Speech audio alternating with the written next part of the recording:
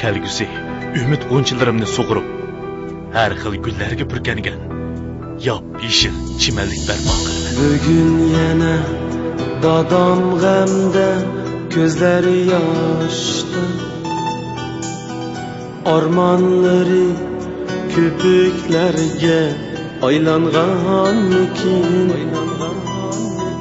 talay big'i xazon bo'lgan bog'vanga o'xshash, jon dadamning yurak bag'ri dog'langanmikin, talay big'i xazon bo'lgan bog'vanga o'xshash, jon dadamning yurak bag'ri dog'langanmikin.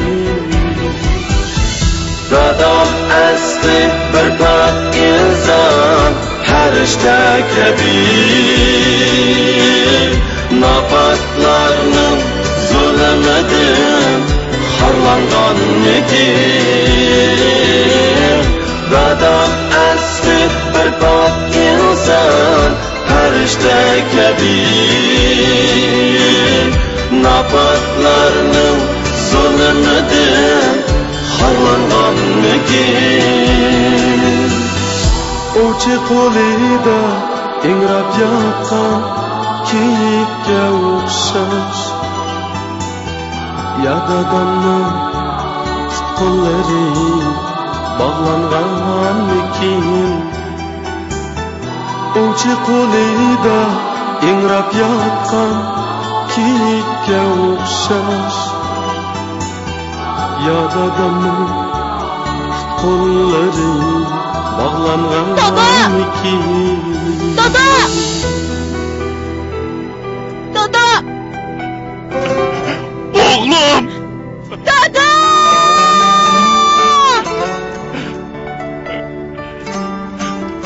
Dada! Dada! Oğlum! Dada! Oğlum! G'am qayg'udan uyqu yo'qdir dadamga asla, g'arib dadam nomardlarga aldanganmikin. Hayot payzi sürüp yurgan, kulib yurganlar,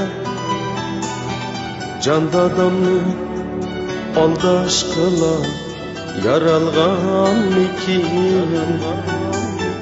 Hayot payzi sürüp yurgan, kulib yurganlar, jon dadamni aldash qilib yaralganmikin. Dadam asli bir bak inson, farishta kabi, nopaklarning zulmidan xorlanganmikin. Dadam asli bir bak inson, farishta kabi, nopaklarning zulmidan xorlanganmikin. Uchi qo'lida ingrab yoqqan kiyikka o'xshash, ya dadamning qo'llari bog'langanmikin. Uchi qo'lida ingrab yoqqan kiyikka o'xshash,